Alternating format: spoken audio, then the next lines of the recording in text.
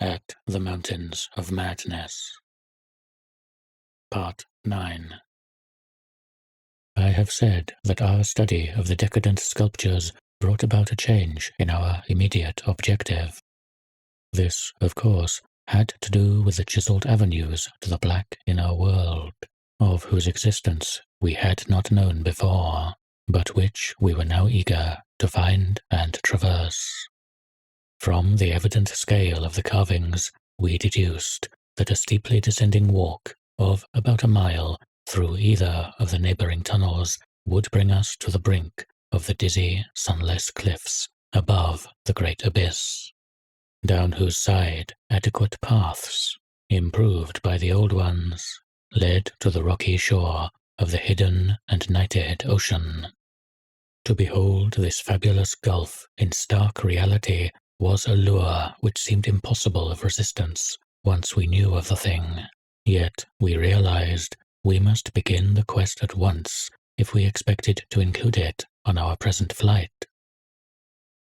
It was now 8 p.m., and we had not enough battery replacements to let our torches burn on forever. We had done so much of our studying and copying below the glacial layer that our battery supply had had at least 5 hours of nearly continuous use.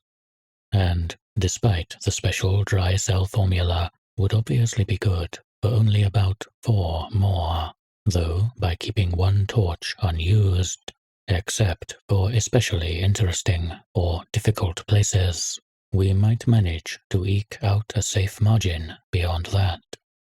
It would not do to be without a light in those cyclopean catacombs. Hence, in order to make the abyss trip, we must give up all further mural deciphering. Of course, we intended to revisit the place for days and perhaps weeks of intensive study and photography, curiosity having long ago got the better of horror. But just now we must hasten. Our supply of trail-blazing paper was far from unlimited, and we were reluctant to sacrifice spare notebooks or sketching paper to augment it. But we did let one large notebook go. If worst came to worst, we could resort to rock chipping, and, of course, it would be possible, even in case of really lost direction, to work up to full daylight by one channel or another if granted sufficient time for plentiful trial and error. So, at last, we set off eagerly in the indicated direction of the nearest tunnel. According to the carvings from which we had made our map, the desired tunnel mouth could not be much more than a quarter mile from where we stood, the intervening space showing solid-looking buildings quite likely to be penetrable still at a subglacial level. The opening itself would be in the basement, on the angle nearest the foothills, of a vast five-pointed structure of evidently public and perhaps ceremonial nature, which we tried to identify from our aerial survey of the ruins. No such structure came to our minds as we recalled our flight, hence we concluded that its upper parts had been greatly damaged, or that it had been totally shattered in an ice rift we had noticed. In the latter case, the tunnel would probably turn out to be choked, so that we would have to try the next nearest one, the one less than a mile to the north. The intervening river course prevented our trying any of the more southerly tunnels on this trip, and, indeed, if both of the neighboring ones were choked, it was doubtful whether our batteries would warrant an attempt on the next northerly one, about a mile beyond our second choice. As we threaded our way through the labyrinth with the aid of map and compass, traversing rooms and corridors in every stage of ruin or preservation, clambering up ramps, crossing upper floors and bridges, and clambering down again, encountering choked doorways and piles of debris, hastening now and then along finely preserved and uncannily immaculate stretches, taking false leads and retracing our way. In such cases, removing the blind paper trail we had left, and, once in a while, striking the bottom of an open shaft through which daylight poured or trickled down. We were repeatedly tantalized by the sculptured walls along our route. Many must have told tales of immense historical importance, and only the prospect of later visits reconciled us to the need of passing them by. As it was, we slowed down once in a while and turned on our second torch. If we had had more films, we would certainly have paused briefly to photograph certain bas-reliefs, but time-consuming hand copying was clearly out of the question. I come now once more to a place where the temptation to hesitate, or to hint rather than state, is very strong. It is necessary, however, to reveal the rest in order to justify my course in discouraging further exploration. We had wormed our way very close to the computed site of the tunnel's mouth, having crossed a second-story bridge to what seemed plainly the tip of a pointed wall, and descended to a ruinous corridor especially rich in decadently elaborate and apparently ritualistic sculptures of late workmanship, when, about 8:30 p.m., Danforth's keen young nostrils gave us the first hint of something unusual. If we had had a dog with us, I suppose we would have been warned before. At first, we could not precisely say what was wrong with the formerly crystal pure air, but after a few seconds, our memories reacted only too definitely. Let me try to state the thing without flinching.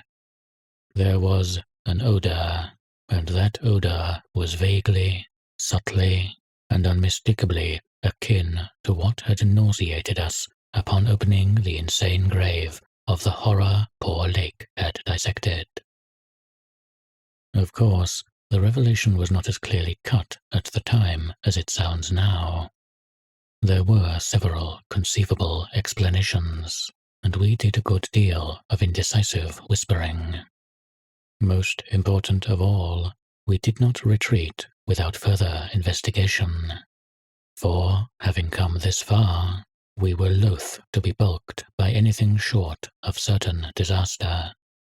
Anyway, what we must have suspected was altogether too wild to believe. Such things did not happen in any normal world. It was probably sheer irrational instinct which made us dim our single torch, tempted no longer by the decadent and sinister sculptures that leered menacingly from the oppressive walls, and which softened our progress to a cautious tiptoeing and crawling over the increasingly littered floor and heaps of debris. Danforth's eyes, as well as nose, proved better than mine, for it was likewise he who first noticed the queer aspect of the debris after we had passed many half-choked arches leading to chambers and corridors on the ground level. It did not look quite as it ought after countless thousand years of desertion, and when we cautiously turned on more light, we saw that a kind of swath seemed to have been lately tracked through it. The irregular nature of the litter precluded any definite marks, but in the smoother places there were suggestions of the dragging of heavy objects. Once we thought there was a hint of parallel tracks, as if of runners. This was what made us pause again. It was during that pause that we caught, simultaneously this time, the other odor ahead. Paradoxically, it was both a less frightful and a more frightful odor, less frightful intrinsically, but infinitely appalling in this place under the known circumstances. Unless, of course, Getney, for the odor was the plain and familiar one of common petrol, everyday gasoline. Our motivation after that is something I will leave to psychologists. We knew now that some terrible extension of the camp horrors must have crawled into this nighted burial place of the eons, hence could not doubt any longer the existence of nameless conditions, present, or at least recent, just ahead. Yet, in the end, we did let sheer burning curiosity, or anxiety, or auto-hypnotism, or vague thoughts of responsibility toward Gedney, or what not, drive us on. Danforth whispered again of the print he thought he had seen at the alley turning in the ruins above, and of the faint musical piping, potentially of tremendous significance in the light of Lake's dissection report, despite its close resemblance to the cave-mouth echoes of the Windy Peaks, which he thought he had shortly afterward half heard from unknown depths below. I, in my turn, whispered of how the camp was left, of what had disappeared, and of how the madness of a lone survivor might have conceived the inconceivable, a wild trip across the monstrous mountains and a descent into the unknown primal masonry. But we could not convince each other, or even ourselves, of anything definite. We had turned off all light as we stood still, and vaguely noticed that a trace of deeply filtered upper day kept the blackness from being absolute. Having automatically begun to move ahead, we guided ourselves by occasional flashes from our torch. The disturbed debris formed an impression we could not shake off, and the smell of gasoline grew stronger. More and more ruin met our eyes and hampered our feet, until, very soon, we saw that the forward way was about to cease. We had been all too correct in our pessimistic guess about that raft glimpsed from the air. Our tunnel quest was a blind one, and we were not even going to be able to reach the basement out of which the abyssward aperture opened. The torch, flashing over the grotesquely carven walls of the blocked corridor in which we stood, showed several doorways in various states of obstruction, and from one of them the gasoline odor, quite submerging that other hint of odor, came with especial distinctiveness. As we looked more steadily, we saw that beyond a doubt there had been a slight and recent clearing away of debris from that particular opening. Whatever the lurking horror might be, we believed the direct avenue toward it was now plainly manifest. I do not think anyone will wonder that we waited an appreciable time before making any further motion. And yet, when we did venture inside that black arch, our first impression was one of anticlimax. For amidst the littered expanse of that sculptured crypt, a perfect cube with sides of about 20 feet, there remained no recent objects of instantly discernible size, so that we looked instinctively, though in vain, for a farther doorway. In another moment, however, Danforth's sharp vision had descried a place where the floor debris had been disturbed, and we turned on both torches full strength. Though what we saw in that light was actually simple and trifling, I am none the less reluctant to tell of it because of what it implied. It was a rough leveling of the debris, upon which several small objects lay carelessly scattered, and at one corner of which a considerable amount of gasoline must have been spilled lately enough to leave a strong odor even at this extreme superplateau altitude. In other words, it could not be other than a sort of camp, a camp made by questing beings who, like us, had been turned back by the unexpectedly choked way to the abyss. let me be plain.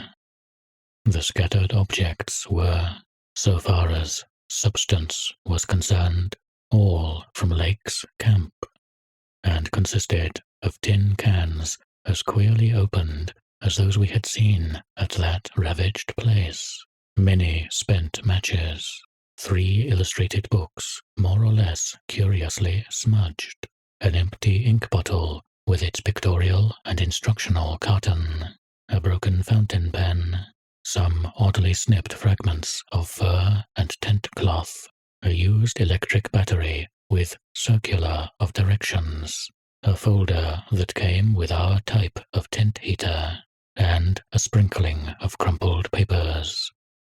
It was all bad enough, but when we smoothed out the papers and looked at what was on them, we felt we had come to the worst.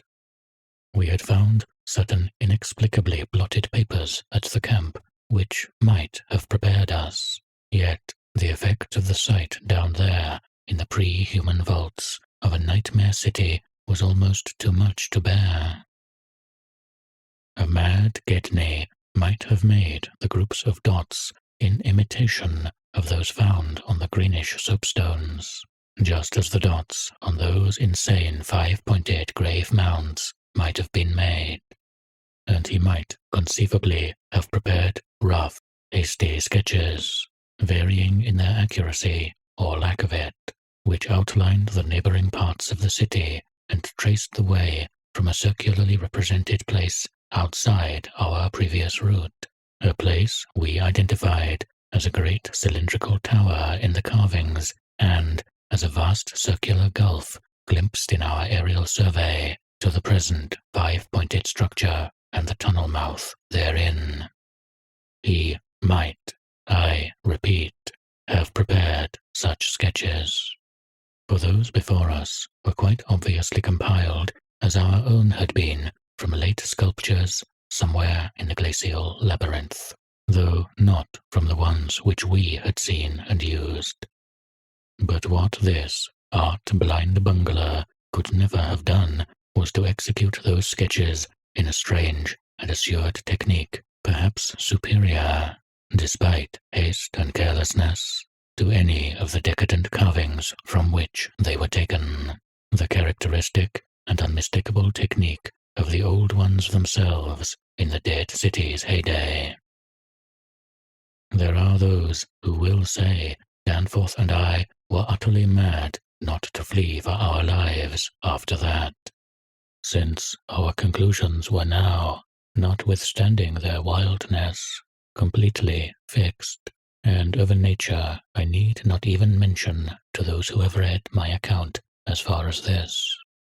Perhaps we were mad, for have I not said those horrible peaks were mountains of madness? But I think I can detect something of the same spirit, albeit in a less extreme form, in the men who stalk deadly beasts through African jungles to photograph them or study their habits. Half paralyzed with terror though we were, there was, nevertheless, fanned within us a blazing flame of awe and curiosity which triumphed in the end. Of course, we did not mean to face that, or those, which we knew had been there, but we felt that they must be gone by now. They would, by this time, have found the other neighboring entrance to the abyss, and have passed within to whatever night-black fragments of the past might await them in the ultimate gulf they had never seen. Or, if that entrance, too, was blocked, they would have gone on to the north, seeking another. They were, we remembered, partly independent of light. Looking back to that moment, I can scarcely recall just what precise form our new emotions took, just what change of immediate objective it was that so sharpened our sense of expectancy. We certainly did not mean to face what we feared, yet I will not deny that we may have had a lurking, unconscious wish to spy certain things from some hidden vantage point. Probably we had not given up our zeal to glimpse the abyss itself, though there was interposed a new goal in the form of that great circular place shown on the crumpled sketches we had found. We had at once recognized it as a monstrous cylindrical tower figuring in the very earliest carvings, but appearing only as a prodigious round aperture from above.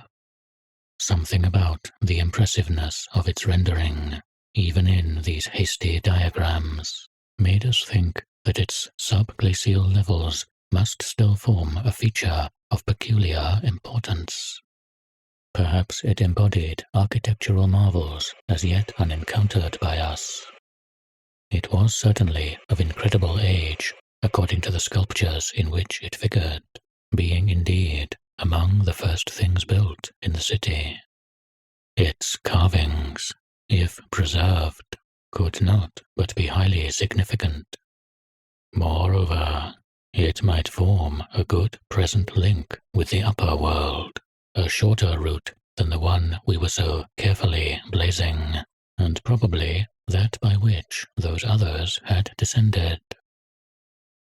At any rate, the thing we did was to study the terrible sketches, which quite perfectly confirmed our own, and start back over the indicated course to the circular place, the course which our nameless predecessors must have traversed twice before us.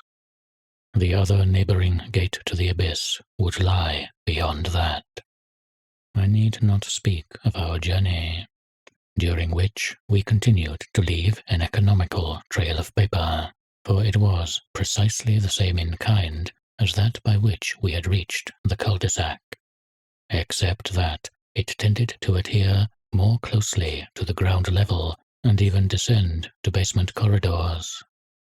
Every now and then we could trace certain disturbing marks in the debris or litter underfoot, and after we had passed outside the radius of the gasoline scent, we were again faintly conscious, spasmodically, of that more hideous and more persistent scent. After the way had branched from our former course, we sometimes gave the rays of our single torch a furtive sweep along the walls, noting in almost every case the well-nigh omnipresent sculptures, which indeed seemed to have formed a main aesthetic outlet for the old ones. About 9:30 p.m., while traversing a vaulted corridor whose increasingly glaciated floor seemed somewhat below the ground level and whose roof grew lower as we advanced, we began to see strong daylight ahead and were able to turn off our torch. It appeared that we were coming to the vast circular place, and that our distance from the upper air could not be very great. The corridor ended in an arch surprisingly low for these megalithic ruins, but we could see much through it even before we emerged. Beyond there stretched a prodigious round space, fully 200 feet in diameter, strewn with debris and containing many choked archways corresponding to the one we were about to cross. The walls were, in available spaces, boldly sculptured into a spiral band of heroic proportions, and displayed, despite the destructive weathering caused by the openness of the spot, an artistic splendor far beyond anything we had encountered before. The littered floor was quite heavily glaciated, and we fancied that the true bottom lay at a considerably lower depth. But the salient object of the place was the titanic stone ramp, which, eluding the archways by a sharp turn outward into the open floor, wound spirally up the stupendous cylindrical wall like an inside counterpart of those once climbing outside the monstrous towers or ziggurats of antique Babylon. Only the rapidity of our flight, and the perspective which confounded the descent with the tower's inner wall, had prevented our noticing this feature from the air, and thus caused us to seek another avenue to the subglacial level. Peabody might have been able to tell what sort of engineering held it in place, but Danforth and I could merely admire and marvel. We could see mighty stone corbels and pillars here and there, but what we saw seemed inadequate to the function performed. The thing was excellently preserved up to the present top of the tower, a highly remarkable circumstance in view of its exposure, and its shelter had done much to protect the bizarre and disturbing cosmic sculptures on the walls. As we stepped out into the awesome half-daylight of this monstrous cylinder bottom, 50 million years old, and without doubt the most primally ancient structure ever to meet our eyes, we saw that the ramp traversed sides stretched dizzily up to a height of fully 60 feet. This, we recalled from our aerial survey, meant an outside glaciation of some 40 feet, since the yawning gulf we had seen from the plain had been at the top of an approximately 20-foot mound of crumbled masonry, somewhat sheltered for 3/4 of its circumference by the massive curving walls of a line of higher ruins. According to the sculptures, the original tower had stood in the center of an immense circular plaza, and had been, perhaps, 500 or 600 feet high, with tiers of horizontal discs near the top, and a row of needle-like spires along the upper rim. Most of the masonry had obviously toppled outward rather than inward, a fortunate happening, since otherwise the ramp might have been shattered and the whole interior choked. As it was, the ramp showed sad battering, whilst the choking was such that all the archways at the bottom seemed to have been recently half-cleared. It took us only a moment to conclude that this was, indeed, the route by which those others had descended, and that this would be the logical route for our own ascent, despite the long trail of paper we had left elsewhere. The tower's mouth was no farther from the foothills and our waiting plane than was the great terraced building we had entered, and any further subglacial exploration we might make on this trip would lie in this general region. Oddly, we were still thinking about possible later trips, even after all we had seen and guessed. Then, as we picked our way cautiously over the debris of the great floor, there came a sight which, for the time, excluded all other matters. It was the neatly huddled array of 3 sledges in that farther angle of the ramp's lower and outward projecting course which had hitherto been screened from our view. There they were, the 3 sledges missing from Lake's camp, shaken by a hard usage which must have included forcible dragging along great reaches of snowless masonry and debris, as well as much hand portage over utterly unnavigable places. They were carefully and intelligently packed and strapped, and contained things memorably familiar enough: the gasoline stove, fuel cans, instrument cases, provision tins, tarpaulins obviously bulging with books, and some bulging with less obvious contents, everything derived from Lake's equipment. After what we had found in that other room, we were, in a measure, prepared for this encounter. The really great shock came when we stepped over and undid one tarpaulin whose outlines had peculiarly disquieted us.